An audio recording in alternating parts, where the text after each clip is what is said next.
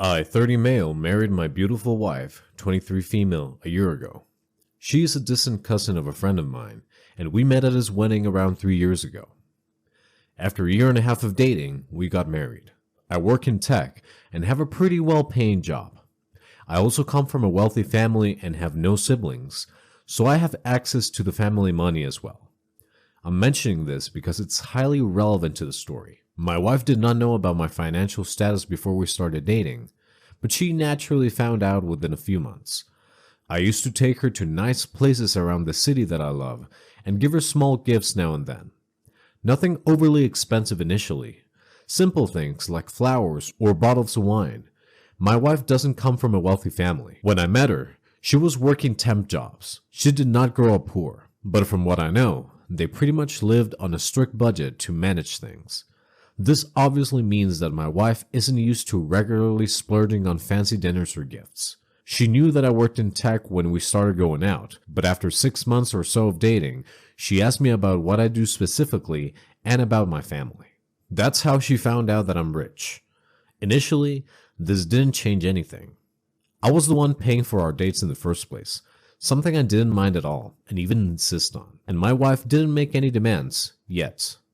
In hindsight, I really should have seen this coming. I proposed to her and our wedding was beautiful. Things started going downhill shortly after the wedding though. First, I'll just say that we signed a prenup. It's a must for my family and our lawyers would never let me get married without one. Again, I'm mentioning this because it's important for the story. I made this clear to my wife shortly after we got engaged, and she seemed a little hurt at first, but soon opened up to it. Great sign, or so I thought. Shortly before the wedding, my wife quit her job and said that she wants to be a stay-at-home wife. I didn't really have a problem with that because it wasn't an issue financially at least. I do believe in financial independence and told my wife that even though I'll support any decision she makes, it might still be a good idea to keep her job. However, my wife decided to stay at home and I respect her choice. Now, as newlyweds, we were spending a lot. As my wedding gift to her, I also got her a new car. Nothing extremely flashy, just a nice classy vehicle. I bought her many gifts and we had an international honeymoon with lots of shopping on the trip as well. After a while though, I started noticing that my wife was spending a lot. She has never lived this lifestyle, so I understood that it would take some time for her to settle down. But we celebrated our anniversary last month and she continues to spend a lot on her new lavish lifestyle. She's still extremely loving to me and buys me presents as well, so it's not like she's spending all on herself, but I've been meaning to talk to her about keeping it a little under control. Well, something happened last week that made any reasonable conversations completely unnecessary. Last week, I went to work as usual and quickly realized that I accidentally got my wife's laptop instead of mine. Any other day, I'd have just gone back home to grab it, but I had an important Zoom call with a client before lunch and wouldn't have made it back to the office in time. I decided to just use my wife's laptop for the meeting. She hardly uses it, and it doesn't even have a password. What I didn't know though, and I doubt she knew it either, is that her phone is connected to the laptop via iCloud. As I was on the call, I kept seeing her text messages pop up. I ignored them for the sake of her privacy, but one particular message caught my eye. It was from her best friend and said, "You can use him for the rest of your life." Now, I'm not a snoop, but I couldn't resist opening that text. What I discovered from that chat and the others I went through as well has ended my marriage. The text I had opened was a reply to my wife saying she has me wrapped around her finger. They were talking about how I'm stupid and she was using my money to not only fund her luxury lifestyle, but even got luxury gifts for her friends. I was in shock to say the least. I couldn't help but look for other texts and found that she has had similar conversations with other friends and her sister. She seems to be extremely proud of having me under her spell and making me do her bidding. All of her conversations basically paint me as a gullible fool being used for his money. But the worst part is that I found out she has been on dating apps and met other men during our marriage. I've seen pictures she has sent her friends having dinner and drinks with other men and conversations from dating apps. I made sure to take screenshots as proof and immediately emailed everything to my lawyers. For the last 1 week, I've worked closely with my lawyers to draw up an ironclad divorce agreement. She might have used me for a year, but I'll certainly make the money I wasted on her again. Let's see how she survives after I take away her beloved lavish lifestyle. After I had gone through all the paperwork on my side with the lawyers, I decided to confront my ex-wife, well, soon-to-be ex. We were sitting in the living room after dinner when I asked her if she was seeing other men outside our marriage. As expected, she vehemently denied that. She said she loves me and would never do that. I chose to ignore that and asked if she had been buying expensive designer items for her friends. Again, denial as expected. I told her that I went through her purchases and found missing items. At that point, she was panicking and told me that she might have bought some birthday presents, but that was it. I calmly told her to stop lying and that I had seen her messages. The satisfaction I felt when the color drained from her face is beyond description. I then presented the divorce papers as the final icing on the cake. She had a complete meltdown and begged me to forgive her. She insisted that she only gone out on dates and never slept with anyone else. I told her that even if that were to be true, it's still cheating. Not to even mention the fact that after knowing that she was basically pretending to love me to fund her luxury dreams, I don't trust a single word out of her mouth. She told me that she'll get all the gifts she bought her friends back and never do anything like it again. But the damage is done. I have no use for a gold digger in my life. I've given her 2 weeks to look for her own place, as I like my house for myself. She says she has no place to live, and that I'm being cruel abandoning her like that, knowing she doesn't have a job. Well, that's certainly not my fault. I advised her to keep the jobs even before we got married. She ignored good advice and needs to face the consequences of her actions. I've filed for divorce, and our settlement hearing is in a few weeks. I'm gonna obviously claim everything my wife purchased during the course of our marriage. I've said that to my wife, who freaked out, saying those are her items that I cannot take away. I reminded her of our prenup, which fortunately covered future assets as well, and all her fancy designer items certainly are my assets purchased with my money. I have no issue taking the case to trial to prove that. The only thing I'm going to let her keep is the car. It'll be hilarious to see her try to maintain it though. The gas itself will probably be too much for her to pay. I'm interested in seeing how that will turn out. Some people said I'm being heartless. I do not agree with that.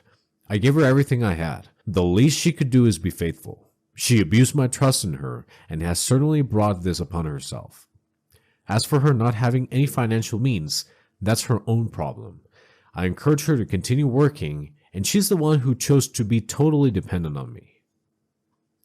Just had our first settlement hearing. My ex-wife filed for alimony and claimed the purchases made during our marriage is her property. She also denied sleeping with other men, saying that the men she met were nothing but acquaintances and it doesn't qualify as cheating.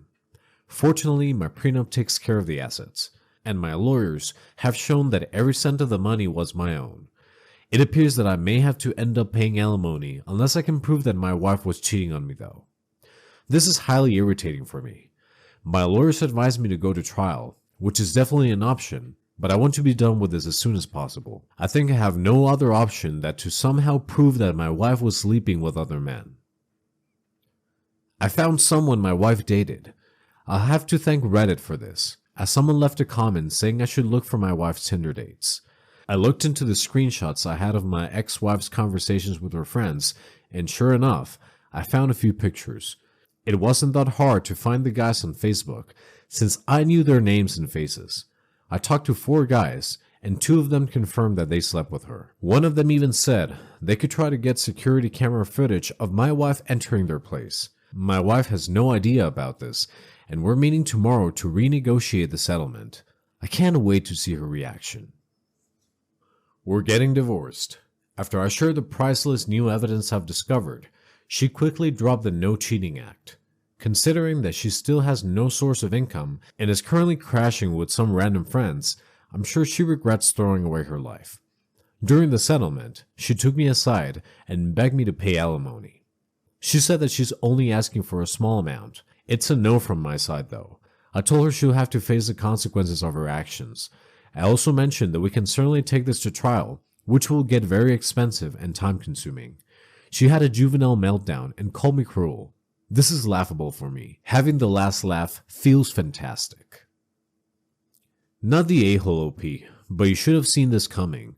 What else did you expect from a 23-year-old who quit her job as soon as there was a ring on her finger?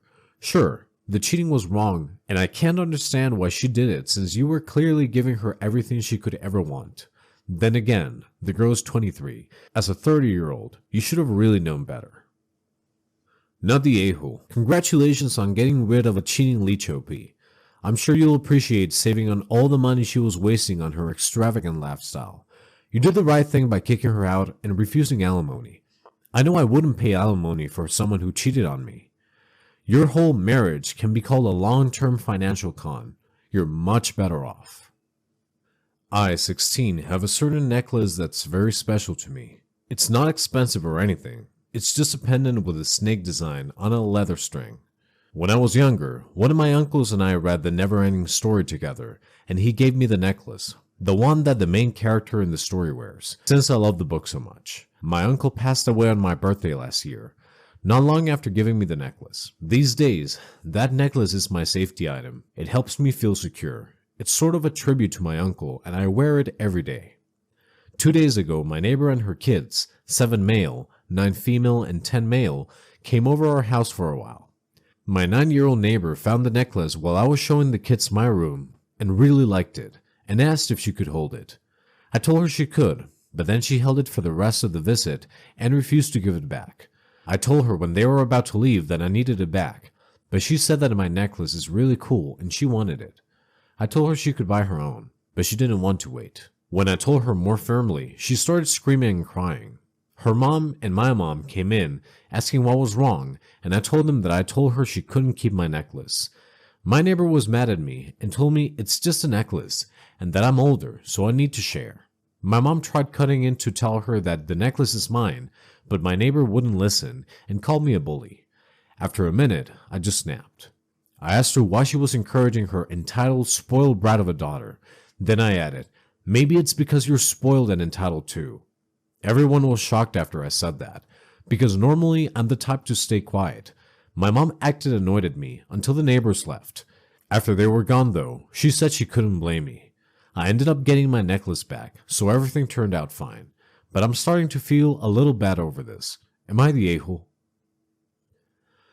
Hard not the a-hole. To be honest, it's not even irrelevant that the necklace is an important keepsake of yours. I don't care if the necklace is absolute trash. It's still yours. 9 is too old to be marching around demanding other people's things and screaming and crying when you don't get them. And the parent calling you a bully for refusing to give up your stuff to their child. Yeah, they sound like spoiled and entitled people. You call them for what they are. Good job. Not the a-hole. People are always surprised when what they perceive as just kids tell them about themselves in a frank and truthful manner.